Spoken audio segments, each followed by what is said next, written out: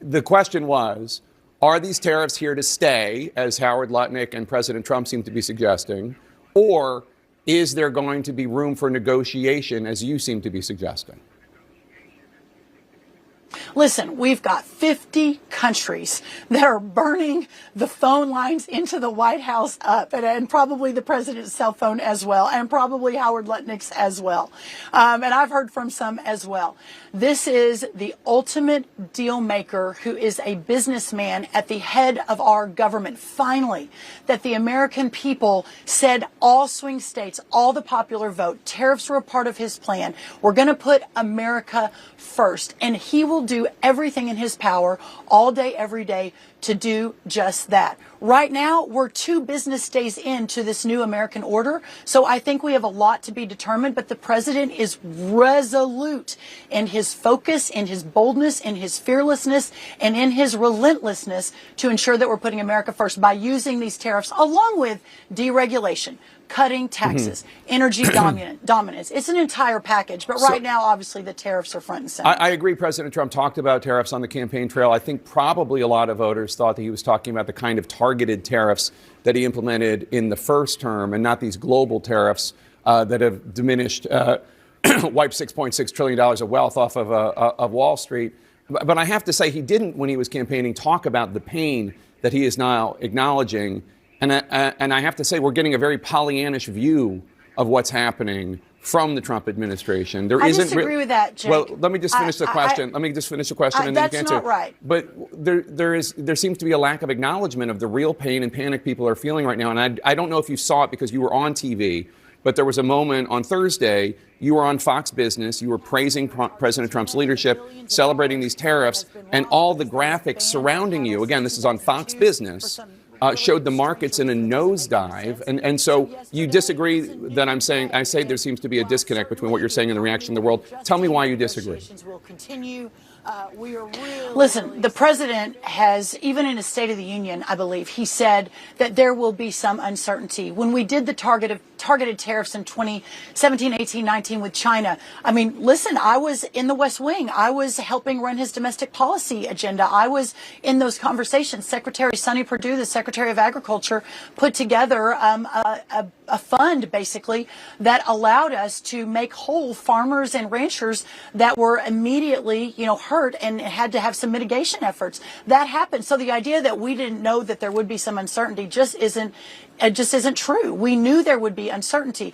But to take Thursday or Friday, and as we are basically laying out the vision that the president effectuated in the Rose Garden on Wednesday, and to say, oh, the world is ending, the markets are crashing.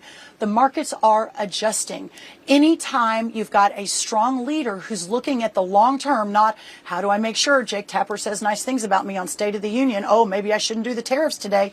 That just isn't how this president operates. He operates in how do I save a country that for 100 years has been sliding toward decline as we have moved all of our manufacturing out into the world, as we have bowed at the altar of other countries' tariffs, as we have watched our farmers and our ranchers, again, can't get our corn into Mexico, can't get our dairy into Canada, have Honduras buying more pork and poultry than the entire European Union, have a 700% tariff from Japan on our rice. This is not okay, and it is not sustainable. And for us to continue to build our agriculture, which is the backbone of our country, but also our manufacturing base, our energy, et cetera, for us to be able to do that, we have to put America first. So those tariffs, as the economy, the market begins to adjust, we will see a more positive as we move, I believe, very quickly. So just in point of fact, the reason that the European Union, even though they are our fourth biggest market for agricultural products, as you know, don't take as much American pork as you would like is because they have issues with hormones used in pork. I don't want to get into a whole debate over that, but it's not an issue about tariffs. But let me ask you about the computation of these tariffs, because conservative economists at the American Enterprise Institute... But wait, hold on, Jake, no. This is really important. You can't just say that. So here's the bottom line. They are using fake science and unsubstantiated claims to not take our products. So it isn't just that they have high tariffs. Thank you for making this point for me, by the way. I meant to make it. It's not just the tariff numbers. It's the way they've treated our products. Oh, sorry, we can't take your beef since 2002 because you use a certain type of feed. That's just absolute bull. It is not correct and not appropriate. Our supplies, our farmers and ranchers, we produce the safest, the most secure, the best food in the world. And so to use that for the EU to say, oh my goodness, we can't do it because of this reason, it's absolutely wrong, and it's not based on sound science. Okay, well, you can take that up with the Europeans. Conservative economists at the American Enterprise Institute say that when the Trump administration came up with these tariff rates, you should have used as a basis the elasticity in the response of import prices to tariffs instead of retail prices. And AEI, a conservative group, says because the Trump administration mixed that up, the entire computation's wrong, and these tariff rates are set 4 times too high. They make a compelling case. Is that true? Listen, I'm from the think tank world. I ran multiples of think tanks. I built the America First Policy Institute in the intervening 4 years between Trump 1 and Trump 2. I have a lot of good friends at the American Enterprise Institute. I don't mean to throw all of them under the bus, but I will say this.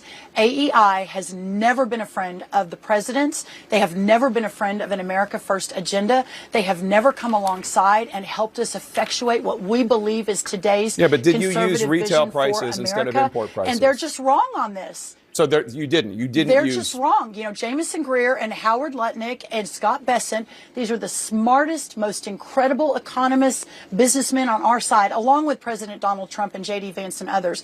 I have 100% faith in the formulas that they used and how they came up with these numbers. All right. I mean, they say that you use retail prices as opposed to import prices, and they make a compelling case. I'd ask you to check it out. The reason I ask you is because... not read... Yeah. Well, I'd ask you to check it out. You should read it.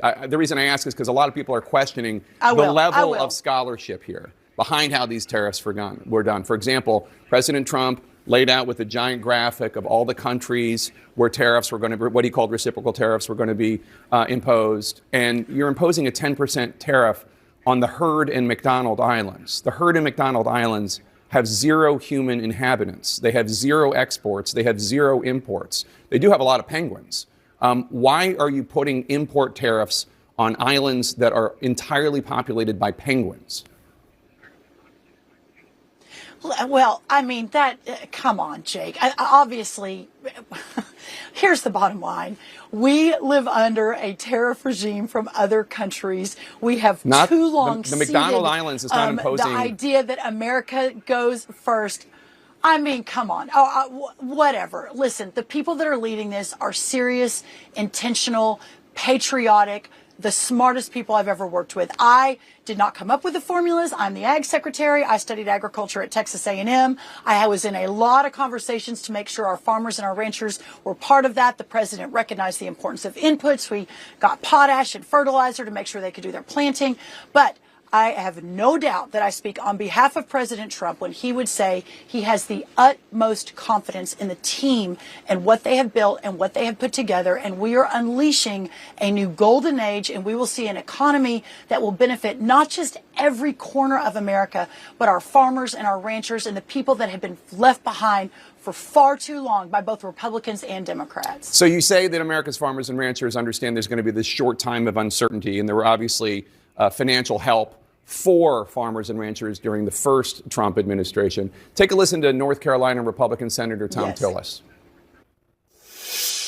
Anyone who says there may be a little bit of pain before we get things right need to talk about farmers who are one crop away from bankruptcy. They don't have time, so we've got to be crisp on this implementation.